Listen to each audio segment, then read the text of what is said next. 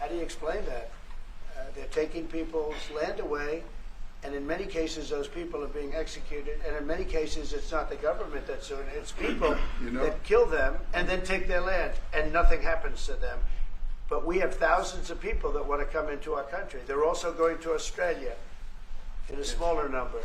But we have thousands of people that want to come into our country, and they're white farmers, and they feel that they're going to die in South Africa, and it's a bad thing. Yeah, Ladies and gentlemen, that was President Trump in a press conference at the White House, addressing South Africa's President, Cyril Ramaphosa. You may be wondering? Let me give you some background on this. In early 2025, Trump signed an executive order directing U.S. officials to prioritize refugee settlement for Afrikaners. Afrikaners are a Caucasian ethnic group in South Africa descended from European colonialists. Trump cited alleged racial discrimination and land expropriation laws in South Africa as justification for his action. The order also suspended aid to South Africa, and allowed case-by-case exemptions to the broader freeze on refugee admissions. Meanwhile, the broader U.S. refugee program was halted at the start of Trump's term, leaving hundreds of thousands of refugees, many from war-torn or oppressive regions, in limbo. Some had already been vetted and approved, only to have their entry blocked. A court later ruled that those conditionally approved before the freeze must be admitted, but new approvals remain suspended.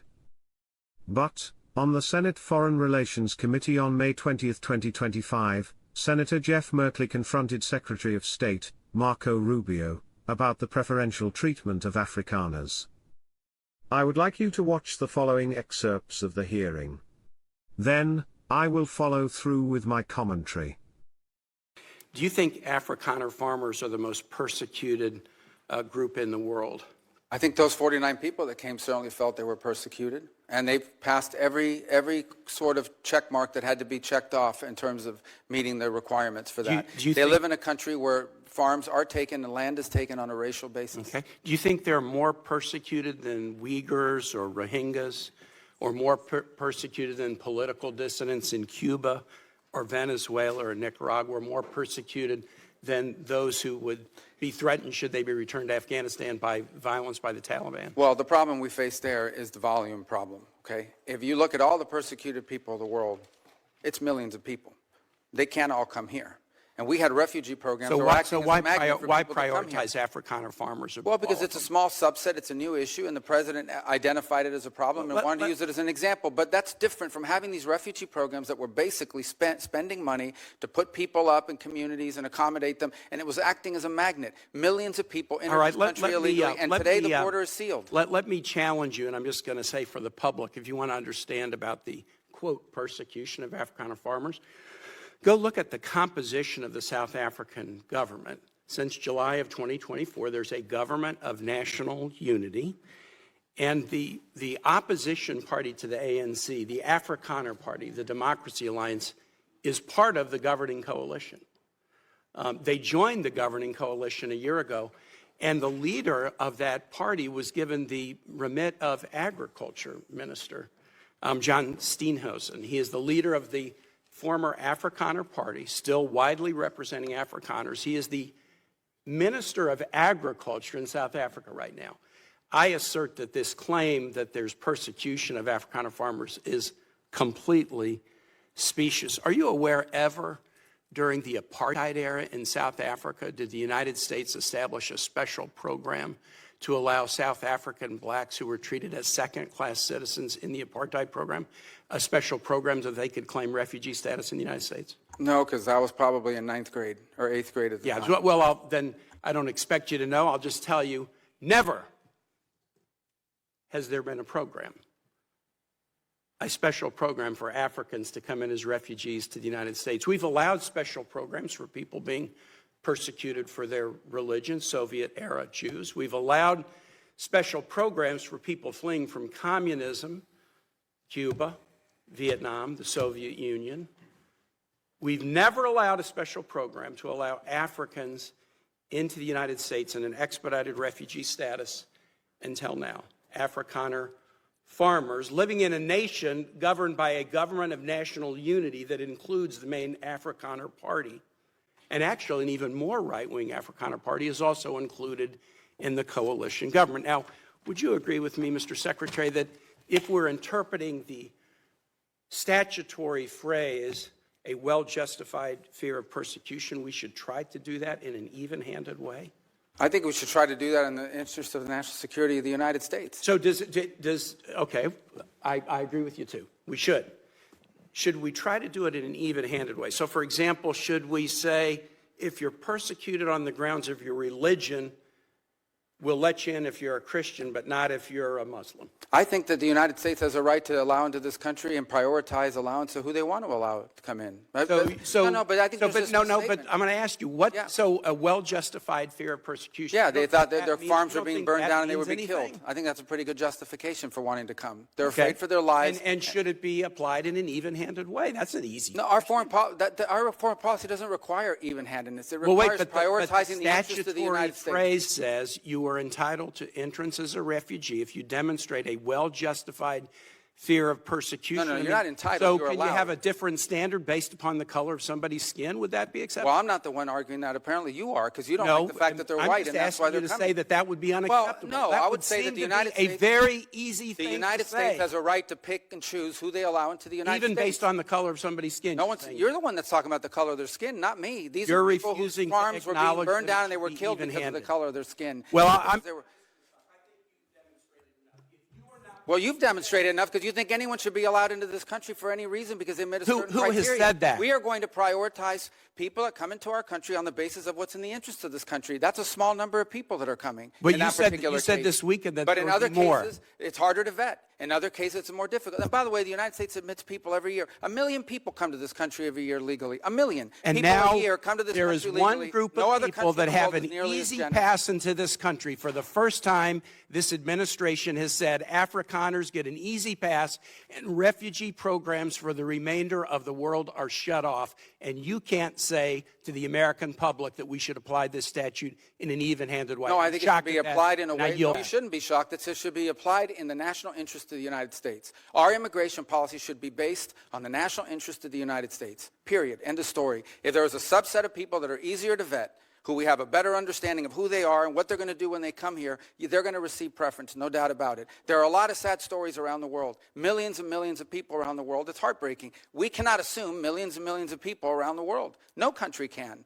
So you have to have a process of deciding who do you prioritize, who do you allow in. We do it all the time. We do it in our immigration system now under our current laws. Unfortunately, it's primarily based on family connection and not on what they're going to contribute to the society from a merit standpoint. That should be changed, but that'll require statutory changes. But the bottom line is this notion that somehow we have to accept anyone who wants to come to the United States is absurd. No country in the world has an immigration policy like that. And no one is arguing that we should. I yield back, Mr. Chair. Thank you very much. Ladies and gentlemen, isn't it treacherous that Rubio would say all these things when he understands fully the lies and dynamics involved? Don't you see clearly that this is part of the MAGA plan of heightened racism? Well, the message is very strong and well understood by those following the MAGA trends very closely. This is just despicable and inhumane. Isn't this a clear message that indigenous Africans and other races are less important than the Caucasian race? It is clear that the US offer to Afrikaners is politically motivated, not based on refugee demand. Afrikaners are simply encouraged by the administration, not driven by imminent danger. Trump's administration extended an open invitation, citing genocide and land confiscation, despite South African police data showing minimal evidence of targeted violence. Do you even still remember that Afrikaners were central architects of apartheid, a system that violently oppressed indigenous South Africans for decades? Isn't it very telling that despite still holding disproportionate wealth and land in South Africa, they are being granted refugee status under claims of persecution? Even leaders of Afrikaner-only settlements like Orania explicitly said, "We don't want to leave here. We don't want to be refugees in the US. If you didn't know, let me shock you. Orania is a privately owned town in the Northern Cape province of South Africa. It was established in 1991 by Afrikaners, who, by the way, are descendants of Dutch settlers. This community is created based on Afrikaner culture, language, and self-determination. Indigenous South Africans are not permitted to live or work there. Even though it is widely claimed that Orania operates within South African law, the community uses private ownership and employment policies to maintain its demographic makeup. They even have their own local currency, the Ora, used alongside the South African rand. Now, if the South African government is powerless over the Afrikaner Orania community, do you think it would permit a genocide of Afrikaners? If this doesn't push you to draw a fine and obvious conclusion about why Nelson Mandela was officially removed from the US terrorist watch list in 2008, nearly 20 years after his release from prison and the end of apartheid in South Africa, what else would? Do you still remember that he was placed on the US terrorist watch list because he supported the self-determination of his people, indigenous South Africans, against Afrikaner occupation and oppression?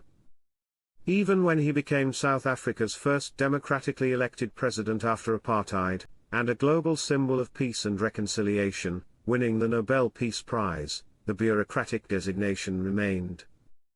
What a shameless display of Western US hypocrisy. Well, ladies and gentlemen, I must admit that the selective prioritization of Afrikaners has sparked criticism across several quarters. Human rights advocates argue that it undermines the principle of equal protection and humanitarian need. Legal experts question whether race-based prioritization aligns with US asylum law, which is supposed to be neutral and based on persecution. Refugees from other regions, including those fleeing genocide, war, or political oppression, are being repatriated or detained, sometimes to countries they've never lived in or where they face danger. The contrast between welcoming one group and turning away others has led many to call it a cruel twist in US refugee policy. What is your say? What opinion do you hold about this? Let's know in the comments section. And do not forget to like, share, and click on the notification bell. This way, you remain connected for more analysis. This is Liberation Lens, Perspective Matters.